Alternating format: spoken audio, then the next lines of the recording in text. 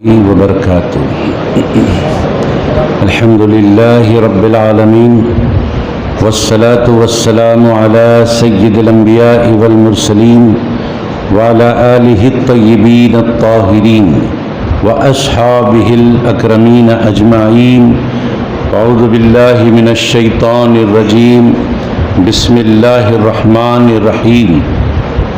إنا سخرنا الجبال معه يسبحن بالعشي والإشراق. صدق الله المولانا العظيم وصدق رسوله النبي الأمين الكريم ونحن على ذلك لمن الشاهدين والشاكرين. إن الله وملائكته يصلون على النبي يا أيها الذين آمنوا صلوا عليه وسلموا تسليما. اللهم صل على سيدنا شفينا ومولانا محمد وعلى آل سيدنا شفينا ومولانا محمد وبارك وسلم صلاة وسلاما عليك يا رسول الله. اللہ تبارک و تعالیٰ کا فضل و کرم ہے کہ اس نے ہمیں آقائے نامدار مدنی تاجدار دو عالم کے مالک و مختار گلشن ہستی کی اولین فصل بہار سید عالم نور مجسم راحت آدم و بنی آدم سیدنا محمد مصطفیٰ احمد مجتبیٰ صلی اللہ علیہ وآلہ واصحابہ وسلم کی امت میں پیدا فرمایا. ہم اور آپ ارحم الراحمین کی بارگاہ میں جمع ہیں اور دعا کرتے ہیں پروردگار ہمارے عبادات کو اپنے حبیب علیہ الصلاۃ والتسلیم کے طفیل شرف قبولیت عطا فرما.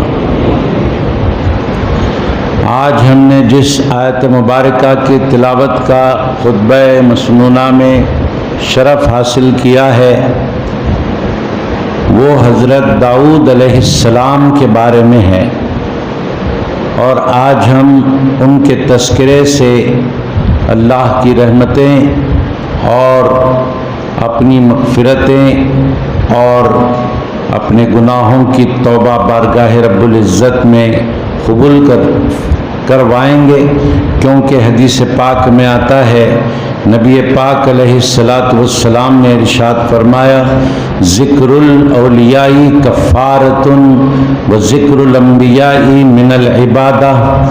اولیاء اللہ کی یاد کرنا، ان کا تذکرہ کرنا گناہوں کو میٹ دیتا ہے، اور انبیاء کو یاد کرنا، ان کا تذکرہ کرنا عبادت میں لکھا جاتا ہے.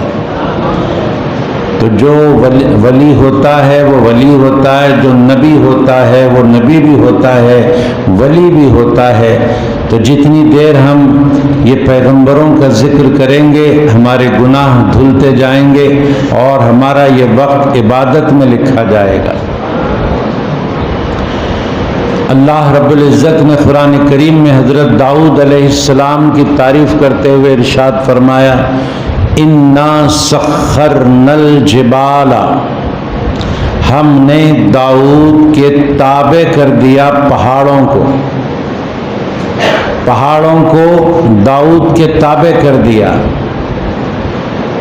ان کے زیر فرمان کر دیا. معہ یسبحن، وہ پہاڑ جو حضرت داؤد علیہ السلام کے اطراف و اکناف رہتے تھے اور جن پہاڑوں کے بیچ میں حضرت داؤد علیہ السلام تشریف فرما رہتے تھے، تو صبح و شام حضرت داؤد علیہ السلام اللہ کا ذکر کرتے تھے. اللہ فرماتا ہے کہ ہم نے پہاڑوں کو ان کے تابع کر دیا، تو وہ تابعداری میں کرتے کیا تھے؟ یسبحن معہ یسبحن بالعشی والاشراق. شام اور صبح کو جب جب حضرت داؤد علیہ السلام اللہ کا ذکر کرتے تو حضرت داؤد علیہ السلام کے ساتھ ساتھ پہاڑ بھی ذکر کرتے. یسبحنا بالعشی والاشراق، صبح و شام حضرت داؤد علیہ السلام کے ساتھ میں پہاڑ بھی ذکر کرتے. ایسا نہیں کہ حضرت داؤد علیہ السلام کی آواز بڑی تھی اور حضرت داؤد علیہ السلام بڑی آواز سے ذکر کرتے تو وہ آواز حضرت داؤد علیہ السلام کی پہاڑوں سے ٹکرا کر آتی تھی، ایسا نہیں ہے۔ حضرت داؤد کی آواز پہاڑوں سے ٹکرا کے نہیں آتی تھی، بلکہ آپ کے ساتھ پہاڑ خود ذکر الہی میں مشغول ہو جایا کرتے تھے، خود پہاڑوں سے آواز آتی تھی۔ پہاڑوں کے اندر اللہ رب العزت نے حص رکھا ہے، پہاڑوں کے اندر حص رکھا ہے اللہ رب العزت نے۔ قرآن کریم میں پہاڑوں کے بارے میں، پتھروں کے بارے میں آتا ہے، وَإِنَّ مِنْهَا لَمَا يَشَّقَّقُ فَيَخْرُجُ مِنْهُ الْمَاءُ۔ پہاڑوں میں کچھ پہاڑ ایسے ہیں جو شق ہو جاتے ہیں اور ان میں سے پانی نکلتا ہے۔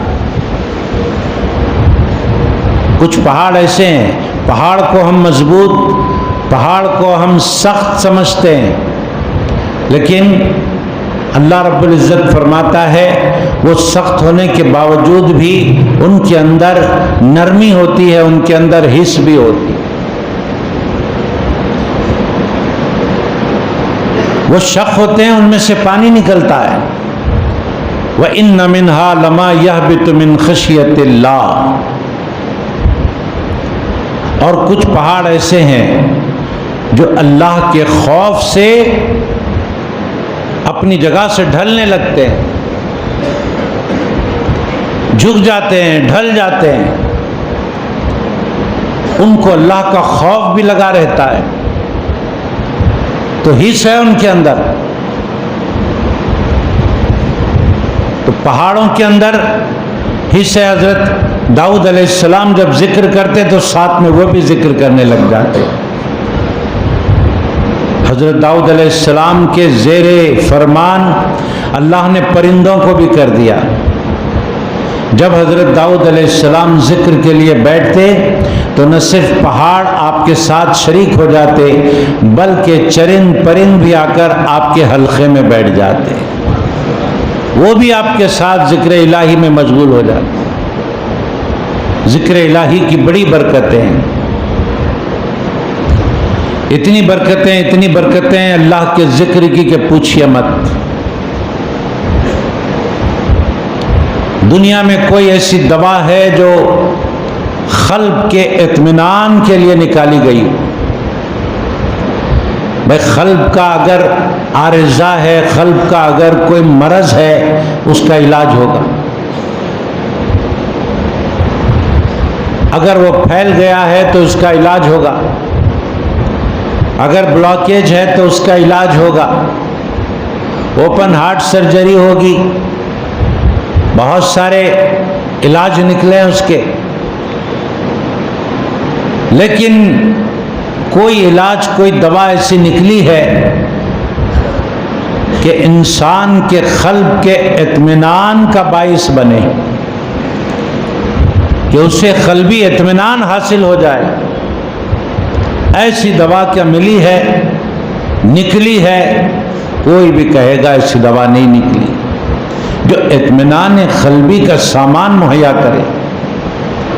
ہاں، قرآن کریم اس کا علاج بتاتا ہے، اس کی دوا بتاتا ہے، اس کا گر بتاتا ہے۔ اگر تمہیں اطمینان قلب چاہیے، الا بذکر اللہ تطمئن القلوب، سن لو، آگاہ ہو جاؤ، سمجھ لو یہ بات کون سی؟ دلوں کا اطمینان اللہ نے اس کے ذکر میں رکھا ہے۔ جب بندہ اللہ کا ذکر کرتا ہے تو اس کے دل کو اطمینان قلب حاصل ہوتا ہے۔ الا بذکر اللہ تطمئن القلوب، دلوں کا اطمینان اللہ کے ذکر میں ہے، اللہ رب العزت نے اس میں رکھا ہے۔ حضرت علی مرتضیٰ رضی اللہ تعالی عنہ ایک مرتبہ بے چین ہوئے اور دربار رسالت میں آپ صلی اللہ علیہ وآلہ وسلم میں حاضر ہوئے. عرض کیا یا رسول اللہ صلی اللہ علیہ وآلہ وسلم مجھے بے چینی محسوس ہو رہی ہے، بے کلی محسوس ہو رہی ہے، کیا کروں؟ آقائے نامدار صلی اللہ علیہ وآلہ وسلم نے ارشاد فرمایا کبوتر کی آواز سنو اور کبوتر کی آواز میں آواز ملا کر ذکر الہی کرو. معلوم ہوا کبوتر جو آواز نکالتا ہے وہ آواز بے معنی اور بے محل اور بے جا نہیں ہے، بلکہ کبوتر کی آواز اللہ کا ذکر ہوا کرتی ہے. حضرت علی رضی اللہ عنہ سے فرماتے ہیں سرکار تم بھی اس کی آواز میں آواز ملا کر اللہ اللہ کا ذکر کرو تو پھر تمہیں اطمینان قلب حاصل ہو جائے گا. حاضرین محترم، اللہ کے ذکر میں اللہ نے اطمینان قلب رکھا ہے. ذکر کی بڑی برکتیں. ذکر سے ہوتا کیا ہے؟ ذکر سے بڑے فوائد ملتے ہیں. حضرت موسیٰ علیہ السلام کی مثال دے کر مفسرین کرام نے فرمایا ہے کہ دیکھو حضرت موسیٰ علیہ السلام جا رہے تھے قافلے کو لے کر، ان کے ساتھ 12 قبیلے تھے اور 12 قبیلوں کو لے کر جا رہے تھے. راستے میں ایک جگہ رکے اور قیام فرمایا تو اس وقت 12 قبیلے والوں نے حضرت موسیٰ علیہ السلام سے عرض کیا کہ اے موسیٰ ہمیں پانی چاہیے. وَإِذِ اسْتَسْقَىٰ مُوسَىٰ لِقَوْمِهِ وَإِذِ اسْتَسْقَىٰ مُوسَىٰ لِقَوْمِهِ قرآن میں آتا ہے کہ موسیٰ علیہ السلام کی قوم نے موسیٰ علیہ السلام سے پانی مانگا. جب پانی مانگا ان کی قوم نے تو حضرت موسیٰ علیہ السلام کیا کیے؟ موسیٰ علیہ السلام اللہ سے پانی مانگے. ہوتا یہی ہے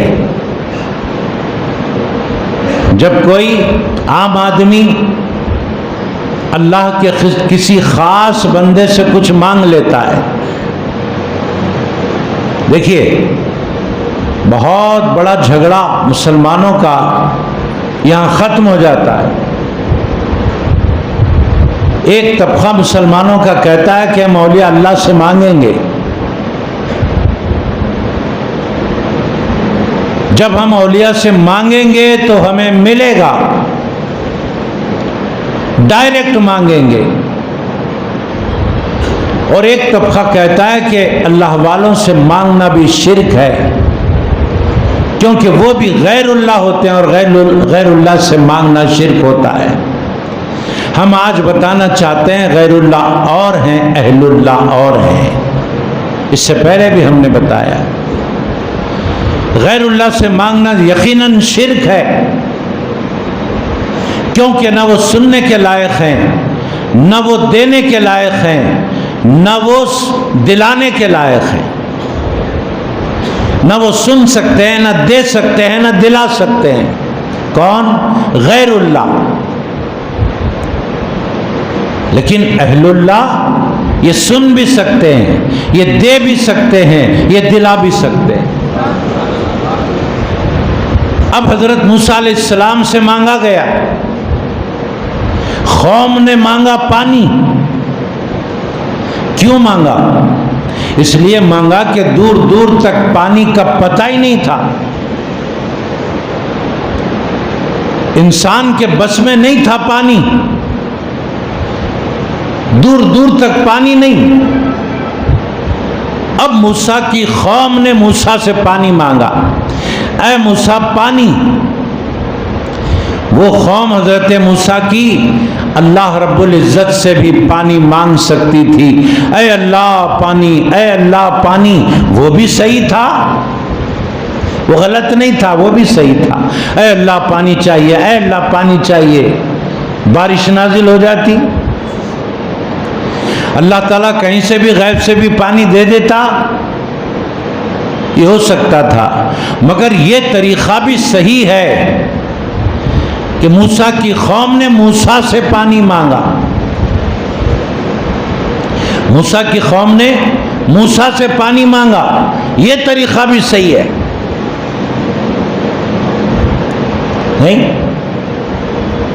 دونوں طریقے صحیح۔ جب مانگا تو طریقہ کیا ہے؟ جب قوم کو پانی نہیں مل رہا ہے، دور دور تک کوئی پانی نہیں ہے، تو حضرت موسیٰ علیہ السلام کو بھی دور دور تک پانی نہیں ملے گا۔ طریقہ کیا ہے؟ قوم نے موسیٰ سے مانگا، موسیٰ نے خدا سے مانگا۔ یہ طریقہ بھی تو جائز ہے۔ اس جائز طریقے کو شرک اور بدعت کا نام اور کفر کا نام نہ دیا جائے، اس طریقے کو بھی جائز قرار دیا جائے، کیونکہ مانگنے والا موسیٰ کو خدا سمجھ کے نہیں مانگ رہا، خدا کا محبوب سمجھ کے مانگ رہا ہے، خدا سمجھ کے نہیں مانگ رہا۔ اگر موسیٰ کو خدا سمجھ کے مانگتا مانگنے والا تو وہ مشرک ہو جاتا۔ خدا کا رسول سمجھ کر، خدا کا مقبول سمجھ کر، خدا کا محبوب سمجھ کر مانگا، اور وہ خدا کا مقبول بندہ اللہ سے مانگ رہا ہے، اے اللہ میری قوم پانی مانگ رہی ہے، پانی عطا فرما۔ اللہ نے فرمایا فَقُلْ نَضْرِبْ بِعَصَاكَ الْحَجَرَ اضْرِبْ بِعَصَاكَ الْحَجَرَ۔ اللہ نے کیا فرمایا؟ اللہ نے فرمایا اے موسیٰ، پتھر پر اپنا جو عصا ہے وہ مارو، تمہارے ہاتھ میں جو عصا ہے وہ پتھر پہ مارو۔ حضرت موسیٰ علیہ السلام نے پتھر پر عصا مارا، بِعَصَاكَ الْحَجَرَ فَانْفَجَرَتْ مِنْهُ اثْنَتَ عَشْرَةَ عَيْنًا۔ جیسے پتھر پہ حضرت موسیٰ نے عصا مارا، پانی کے 12 چشمے نکلے، 12 چشمے نکلے 12 قبیلوں کے لیے، اور ہر قبیلے کے بندے نے پیا، اپنے جانوروں کو پلایا، پانی محفوظ کر لیا، سب سیراب ہو گئے۔ صوفیاء کرام فرماتے ہیں بندے کا دل بھی اس پتھر کی طرح ہے، بندے کا دل بھی اس پتھر کی طرح ہے، اور بندہ جب ذکر الہی کرتا ہے اور الا اللہ کی ضرب لگاتا ہے تو وہ ضرب حضرت موسیٰ کے عصا کی طرح ہے۔ الا اللہ کی ضرب جب قلب پر لگتی ہے، موسیٰ کے عصا کی طرح پتھر پر جیسے ضرب لگی، ویسے یہاں الا اللہ کی ضرب بندے کے قلب پر لگتی ہے، جیسے وہاں پانی کے چشمے نکلے ویسے یہاں دل سے نور کے چشمے نکلتے ہیں۔ جیسے وہاں پانی سے سارے قبائل سیراب ہو گئے، وہاں ویسے ہی یہاں دل سے نکلنے والے نور کے چشموں سے بندے کا رونگٹا رونگٹا نورانی ہو جاتا ہے۔ یہ ہے ذکر الہی کی فضیلتیں، یہ ہے ذکر الہی کے فائدے۔ جی حضرت داؤد علیہ السلام اللہ کا ذکر کرتے، اور اللہ نے ان کے ہاتھ میں لوہے کو نرم بھی کر دیا۔ وہ لوہے کا ڈریس بناتے تھے جو فوجی میدان جنگ میں پہن کر جاتے ہیں۔ حضرت داؤد علیہ السلام سے پہلے بھی لوہے کا ڈریس بنتا تھا، مگر وہ پورے کمپلیٹلی نہیں بنتا تھا، اس میں کونڈے نہیں رہتے تھے، اس میں سوراخیں نہیں رہتے تھے، اس میں پورا نزاکتوں کے ساتھ نہیں ہوتا تھا۔ مگر حضرت داؤد علیہ السلام کے دور سے وہ لوہے کا ڈریس جو جنگی فوجی پہنتے ہیں وہ پورے طریقے کے ساتھ کمپلیٹ بننے لگا، کیونکہ وہ جیسے چاہتے تھے لوہے کو ویسے موڑ دیتے تھے، ان کے ہاتھ میں لوہا نرم ہو جاتا تھا، وہ موڑ دیتے تھے، جیسے چاہے موڑ دیا۔ حاضرین محترم، داؤد علیہ السلام کے بڑے فضائل ہیں، بڑی تعریفیں ہیں۔ حضرت داؤد علیہ السلام پیغمبر بھی تھے اور بادشاہ بھی تھے، حکمران بھی تھے، پیغمبر بھی اور حکمران بھی۔ اللہ تعالیٰ نے دو فضیلتیں آپ کو عطا فرمائی تھی. بات پتھروں کی آئی ہے تو آئیے ہم بھی اپنے سرکار کے دور کے ایک دو پتھروں کی بات کر لیتے ہیں. بات پتھر کی آئی ہے تو ہم بھی اپنے سرکار کی بات کریں گے جن کے دور میں پتھروں سے متعلق کچھ باتیں کتابوں میں محفوظ ہیں. پتھروں میں پتھر، وہ پتھر جو آتے جاتے سرکار کو سلام کیا کرتا تھا. ایک بار حضرت علی رضی اللہ تعالیٰ عنہ ساتھ میں چل رہے سرکار کے ساتھ، صلاۃ والسلام کی آواز آئی. حضرت علی رضی اللہ تعالیٰ عنہ ادھر ادھر مڑ مڑ کر دیکھ رہے ہیں کہ یہ آواز کدھر سے آ رہی ہے، لیکن پتہ نہیں چل رہا تھا کہ یہ آواز کدھر سے آ رہی ہے، کون آواز دے رہا ہے. یا رسول اللہ یہ آواز سلام کی تو آ رہی ہے لیکن یہ آواز کہاں سے آ رہی ہے پتہ نہیں. رسول پاک صلی اللہ علیہ وآلہ وسلم نے ارشاد فرمایا، اے علی دیکھو وہ بڑا پہاڑ نظر آ رہا ہے، اس کے اوپر ایک چھوٹا سا پہاڑ ہے، پتھر ہے، وہ پتھر مجھے سلام کر رہا ہے. یہ کتابوں میں روایتیں موجود ہیں. پتھروں میں حص ہے، پتھر ذکر الہی کرتے ہیں، پتھر نبی کو سلام کرتے ہیں. اور جب سلام کیا جاتا ہے تو حدیث شریف میں آیا کہ سلام آپس میں محبت کو بڑھاتا ہے. جب کسی دو آدمیوں کے بیچ اختلاف ہو جائے، جھگڑا ہو جائے، اب دونوں بات چیت بند کر دیں تو اسلام کہتا ہے کہ بات چیت اگر بند کر دیتے ہیں آپ تو کم سے کم سلام کو جاری رکھو، سلام بند مت کرو. تو سلام کو جاری رکھنے کا حکم کیوں دیا اسلام نے؟ اس لیے دیا کہ آج سلام کریں گے کل کلام ہو جائے گا. وہ سلام آپس میں محبت کو بڑھائے گا. تو سلام محبت کو بڑھاتا ہے. اور جب کوئی امتی نبی کو سلام کرتا ہے تو نبی اور امتی کے بیچ محبت بڑھ جاتی ہے. اور جب محبت ہوتی ہے ایک عام آدمی کی عام آدمی سے تو وہ اپنی حیثیت کے مطابق اس کا مددگار بن جاتا ہے. دو عام آدمیوں کی اگر آپس میں محبت ہو جائے تو دونوں آپس میں ایک دوسرے کی مدد اتنی ہی کر سکتے ہیں جتنی مدد کرنے کی ان کے اندر قوت ہے، قدرت ہے. اب نبی اور امتی کے بیچ محبت قائم ہو جائے تو یہاں پلٹ کر نبی اپنے امتی کی مدد کریں گے کیونکہ محبت ہے. تو اب نبی امتی کی مدد کیسے کریں گے، کتنی کریں گے؟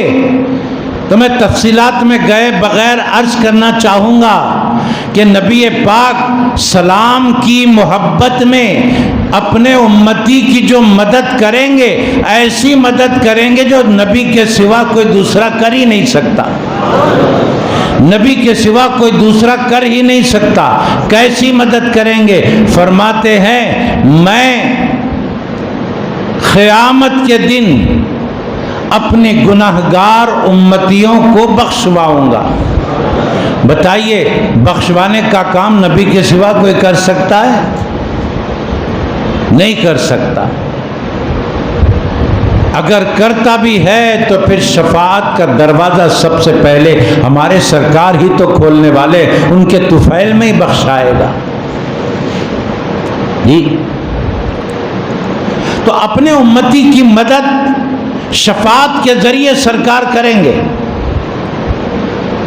اور یاد رکھو شفاعت کرنے کے لیے نبی کا اپنے امتی کو پہچاننا ضروری ہے.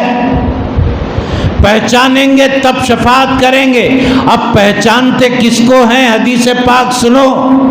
رسول کریم علیہ الصلوۃ والسلام ارشاد فرماتے ہیں اس پتھر کے بارے میں جو اعلان نبوت سے پہلے سلام کیا کرتا تھا. سرکار فرماتے ہیں میں اعلان نبوت سے پہلے سلام کرنے والے پتھر کو پہچانتا ہوں. معلوم کیا ہوا؟ جو بندہ نبی پر سلام پڑھتا ہے اس کا سب سے بڑا فائدہ یہ ہے کہ نبی اسے پہچان لیتے ہیں. تو اگر نبی پاک کی بارگاہ میں اپنی پہچان کروانی ہے تو نبی کی بارگاہ میں صلاۃ و سلام پڑھنا ہوگا. جو نبی کو سلام کرے گا اس کو نبی پہچانیں گے. آؤ پہاڑوں میں ایک پہاڑ احد کا پہاڑ. ایک موقع تھا کہ اس پہاڑ پر سرکار بھی کھڑے ہیں, حضرت ابو بکر صدیق بھی کھڑے ہیں, حضرت عمر فاروق بھی کھڑے ہیں, حضرت عثمان غنی بھی کھڑے ہیں. جب ایسے ایسے بڑے ہستیاں ٹھہر جائیں تو اب پہاڑ کو خوشی ہوگی کہ نہیں ہوگی؟ اور جب کسی کو خوشی ہوتی ہے تو کیا وہ خاموش کھڑا رہتا ہے؟ نہیں. جب کسی کو خوشی ہوتی ہے تو وہ تھوڑا جھومنے لگتا ہے, تھوڑا جھومنے لگتا ہے. جب نعت خواہ نعت پڑھے تو سننے والے کو اندر دل میں خوشی ہوتی ہے, تھوڑا جھوم جاتا ہے. جب قاری قرات پڑھے تو قرات سننے والا جھوم جاتا ہے. اتنی بڑی بڑی ہستیاں احد پہاڑ پر کھڑی ہیں. اب اس پہاڑ کو خوشی ہوئی اور خوشی میں پہاڑ جھومنے لگا, پہاڑ جھومنے لگا. سرور کائنات صلی اللہ علیہ وآلہ وسلم نے احد پہاڑ سے مخاطب ہو کر کہا اے پہاڑ تھم جا. وہ تھم گیا. معلوم ہوا وہ سنتا بھی ہے اور نبی کے تابع فرمان ہے. حضرت داؤد کے اگر تابع فرمان پہاڑ تھے, ہمارے سرکار کے تابع فرمان بھی تو پہاڑ ہے. وہاں داؤد کی سننے والے تھے, یہاں مصطفیٰ کی بھی تو سننے والے. یاد رکھیں کوئی تقابل, کوئی کمپیر نہیں کر رہے ہم. ارے ہمارے سرکار کی شان تو اللہ نے ایسی بنائی کہ تمام پیغمبروں کے کمالات کو ایک جگہ جمع کر دیں تو وہ کمال مصطفیٰ بنتا ہے. سارے پیغمبروں کے کمالات ہمارے سرکار میں اللہ نے رکھ دیے. تھم گیا. اب سرکار فرماتے ہیں اے احد پہاڑ تھم جا. کیا تجھے نہیں معلوم کہ تجھ پر ایک نبی کھڑا ہے, ایک صدیق کھڑا ہے اور 2 شہید کھڑے ہوئے ہیں. دیکھا اپنے پہاڑوں میں حص ہوتی ہے. پہاڑوں کی بھی ایک دنیا ہے, پہاڑوں کے بھی ایک واقعات کی لمبی فہرست ہے. اور پہاڑوں کو حضرت داؤد کے اللہ نے تابع کر دیا ہے. لوہے کو اللہ نے تابع کر دیا حضرت داؤد کے. پرندوں کو اللہ نے حضرت داؤد کے تابع کر دیا ہے. اب آپ سوچ رہے ہوں گے کہ اللہ ہمارے بھی تابع کر دیا تو اچھا تھا. پہاڑ بھی ہمارے تابع ہو جائیں, پرندے بھی ہمارے تابع ہو جائیں, لوہا بھی ہمارے تابع ہو جائے. ہو سکتا ہے, نہیں ہو سکتا, نہیں ہو سکتا ہے. کرنا کیا ہے؟ ہمیں انسان بننا ہے. کیا بننا پڑے گا؟ انسان. جب مرتبہ انسانیت پر ہم فائز ہو جائیں گے, اللہ فرماتا ہے سخر لکم ما فی السماوات والارض. تم مرتبہ انسانیت پر فائز ہو جاؤ. ارے پہاڑ اور لوہا اور پرندے کیا بات ہے, زمین و آسمان کے درمیان کی ہر چیز ہم دوبارہ تابع کر دیں گے, ہر چیز تابع کر دیں گے. مگر انسان کو انسان بننے کی ضرورت ہے. حضرات گرامی, انسان کو انسان بننے کی طرف بلانے والے ہر دور میں آتے رہے, ہر دور میں آتے رہے. ماضی قریب میں بڑی بڑی ہستیاں آئیں جو انسان کو انسان کی طرف بلائی. انہی ہستیوں میں ایک ہستی کا نام امام محمد انوار اللہ فاروقی ہیں، جن کے سائے میں ہم رہتے ہیں، بانی جامع نظامیہ. اور ایک ہستی کا نام امام احمد رضا ہے جو بریلی شریف میں جگمگا رہے ہیں. آج ان کے عرس شریف کی تاریخ ہے. جو کر سکتے ہیں فاتحہ خوانی اپنے گھروں میں فاتحہ خوانی کریں. وہ امام احمد رضا جنہوں نے اس دنیا کو پیغام دیا اپنی تحریر کے ذریعے، اپنی تقریر کے ذریعے، اپنے تصانیف کے ذریعے، اپنی شاعری کے ذریعے، اور لوگوں کو بتایا اے مصطفیٰ کا مقام و مرتبہ سمجھنے والوں، سمجھتے ہوئے تمہاری زندگیاں ختم ہو جائیں گی. مصطفیٰ کا مرتبہ تم سمجھتے ہی رہو گے، سمجھنے میں ہی رہو گے. ارے اللہ نے ان کے مرتبے کی کوئی حد ہی نہیں رکھی ہے. تم جتنا سمجھتے جاؤ گے اور ابواب کھلتے جائیں گے. اعلیٰ حضرت امام احمد رضا نے ایک شعر دربار رسالت میں تعریف میں کہا جو ہم سب کے لیے ایک تعلیم ہے، تربیت ہے. فرمایا یہ فرش والے تیری شوکت کا علو کیا جانے، فرش والے تیری شوکت کا علو کیا جانے. کیا دیکھ کر کہا امام احمد رضا نے؟ دیکھ کر کہا کہ ہمارے سرکار کے بارے میں کوئی کچھ کہتا ہے، کوئی کچھ کہتا ہے، کوئی کچھ کہتا ہے، کوئی کچھ کہتا ہے، کوئی تعریف میں کہتا ہے، کوئی حجوں میں کہتا ہے، کوئی بولتا ہے ہماری طرح بشر ہے، کوئی بولتا ہے نہیں ہماری طرح نہیں ہے، وہ بہت افضل و اعلیٰ ہے. جب امام احمد رضا نے دیکھا کہ دنیا کی حالت یہ ہے کہ سب ایک ایک بات کر رہے ہیں، فرمایا تم سب اپنے اپنے عقلوں کے مطابق بات کر رہے ہو. آؤ میں تمہیں بتاتا ہوں سرکار کا مرتبہ. فرش والے تیری شوکت کا علو کیا جانے. ارے خسروا عرش پہ اڑتا ہے پھریرا تیرا.